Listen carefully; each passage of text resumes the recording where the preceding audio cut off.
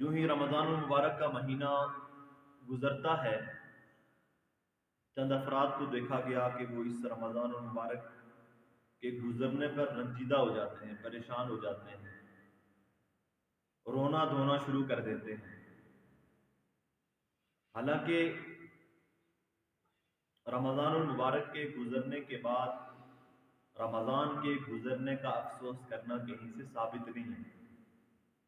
اس کی مثال تو ایسی ہے کہ ایک شخص نے ایک کتا پالا ہوا تھا، اسے ساتھ لے کر چل رہا تھا اور وہ کتا بھوکا تھا اور اس کے سر کے اوپر روٹیوں کا ایک ٹوکرا رکھا ہوا تھا اور ساتھ ساتھ وہ شخص رو بھی رہا ہے۔ تو کسی نے پوچھا، بھائی یہ کتا بھوکا ہے، آپ اس کو ایک روٹی دے کیوں نہیں دیتے؟ آپ رو کیوں رہے ہیں؟ آپ ایک روٹی اتار کے اس کو جو ہے وہ کھلا دیں تاکہ اس کی بھوک ختم ہو جائے۔ تو وہ شخص کہنے لگا، بات یہ ہے کہ آنسو جو ہے وہ بغیر پیسے کے ہیں اور یہ روٹی پیسے کی ہے۔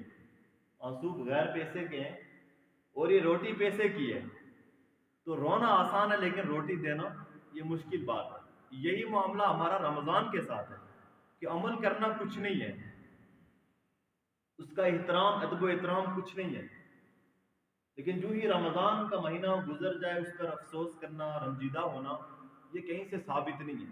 بلکہ اس موقع پر تو انسان کو خوشی کا اظہار کرنا چاہیے کہ اے اللہ، آپ نے ایک مشقت کا کام ہمارے حوالے کیا تھا، ایک فرض کی ادائیگی ہمارے ذمہ لگائی تھی کہ دن بھر بھوک پیاس اس ذات کے لیے برداشت کرنا آسان کام نہیں۔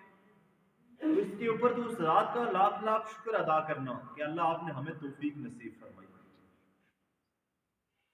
اگر کوئی افسوس کر رہا ہے، اس کا مطلب یہ ہوا کہ وہ اللہ کے سامنے اپنی بہادری دکھا رہا ہے۔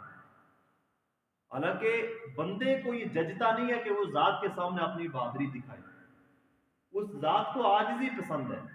من تواضع للہ رفعہ اللہ، جو اللہ کے لیے عاجزی اختیار کرتا ہے اللہ تعالیٰ اسے بلندیاں عطا کرتے ہیں۔ اللہ تعالیٰ کو عاجزی پسند ہے، اللہ تعالیٰ کو بہادری پسند نہیں ہے۔ اگر بہادری پسند ہے تو اگر میرا رب ایک اور مہینے کے روزے فرض کر دیتا تو پھر دیکھتے کہ کون کتنا بہادر بنتا ہے، کون کتنا اس کا احساس اور کون کتنا اس کی جانے پر افسوس کرتا ہے۔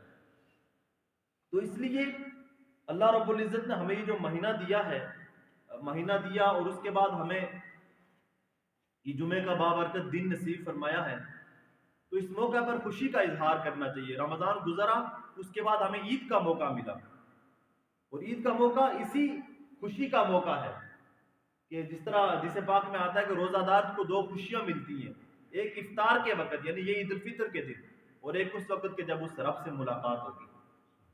اس لیے کہا گیا کہ عید کے دن روزہ رکھنا یہ حرام ہے۔ اگر کوئی شخص عید کے دن روزہ رکھے اسے ثواب کے بجائے گناہ ملے گا، اس لیے کہ اس دن روزہ نہ رکھنا یہ اللہ کی عبادت ہے۔ جب اللہ نے کہا عبادت کرنے کو تو اس میں رکھنا، اس میں عبادت کرنا یہ اللہ کا حکم ہے اور اس پر ثواب ہے۔ تو خوشی کا اظہار ہونا چاہیے، شکر کا اظہار ہونا چاہیے، استغفار ہونا چاہیے کہ اللہ تعالیٰ جو کمی کوتاہی رہ گئی اللہ تعالیٰ اس کمی کوتاہی کو درگزر